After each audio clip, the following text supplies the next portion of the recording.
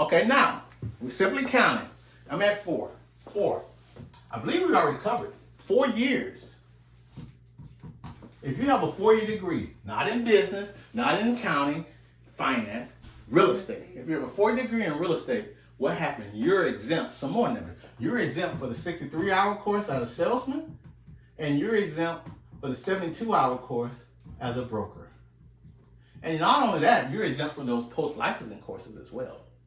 Okay, and I'll explain those post-licensing courses later. But also, the lawyer, it's not 4, but that lawyer, he's exempt. That lawyer, he's exempt from the 63-hour component. And the way you remember, I guess a lawyer goes to school for 4 years minimum, undergrad, and then has to go to law school. So he's exempt from the 63-hour course. But what the state is saying, look, Mr. Lawyer, we know you're exempt and we know you're smart because you're a lawyer. You didn't get a 4-year degree in real estate, but we're going to honor that JD degree. So we're going to exempt you from the 63-hour pre-licensing course.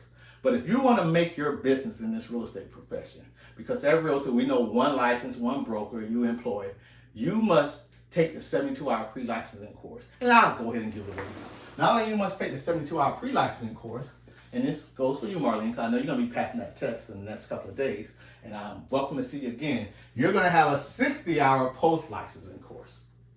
And you're already aware of it because the first time around, and even before you were even in a position to sit for this class, you had to take the 63-hour pre-licensing course, which this 4-year guy in real estate is exempt from.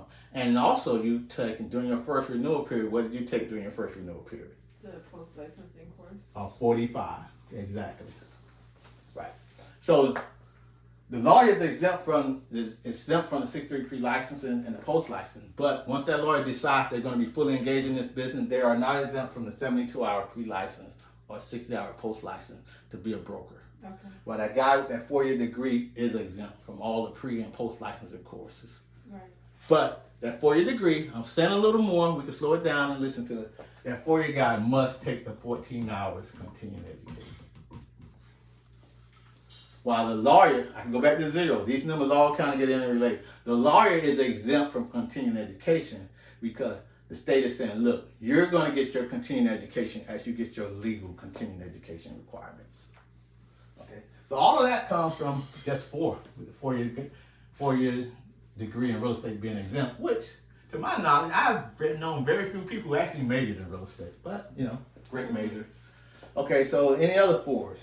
Settlement procedures. 4 settlement procedures, and it's important if you're escrowing, but the way you can avoid this is typically, practically a lot of smaller, I shouldn't say small, a lot of brokers choose as their business practice to let the title company escrow. But if you are escrowing and there is a conflict of demand, there's 4 procedures to settle it. It's called MEL.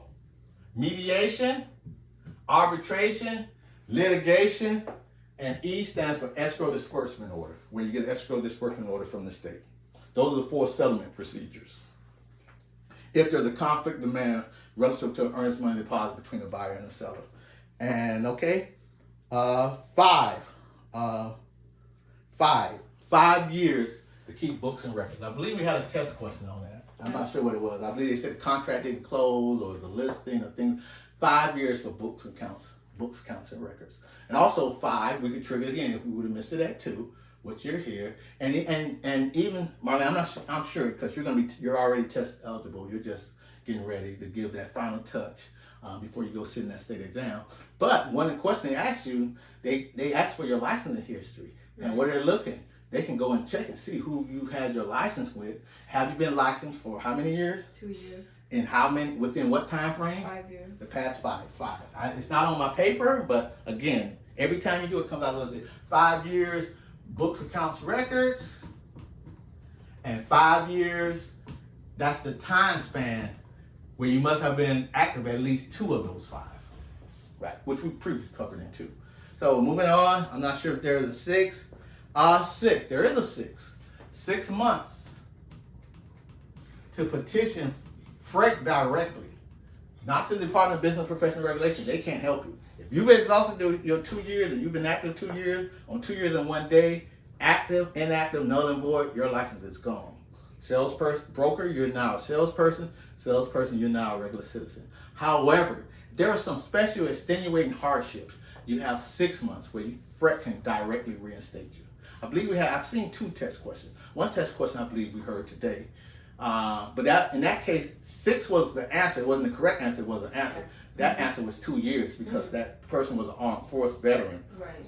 And his timeline was 2 years because he was treated as a regular citizen from the time of his discharge. However, I've seen another question where they say such and such was sick, had cancer, they got out, and as soon as they got out, they went straight and petitioned FREC 8 months later after their expiration date. Now, they clearly would have the hardship. The problem is FREC can't help you after 6 months, right? And then a temporary license for the spouse in the armed forces. Right, and then, okay, yes, and the spouse is allowed a temporary license. I haven't seen that as a question, but that is another 6 where the spouse is granted a temporary license for up to 6 months. Okay, right. Now, so let's get to 7, but we kind of, hey, it gets a little easier. We only had 7. We're going to infinity. But 7, what's the 7? James Bond, 007, right? 007 on the dot stamp. You have any other 7? I think I proved it. So back to FREC members. 7, we covered that already. 7, James Bond, 007. 7 FREC members, of which 2 of them are non-consumers. So that means 5 must be licensees.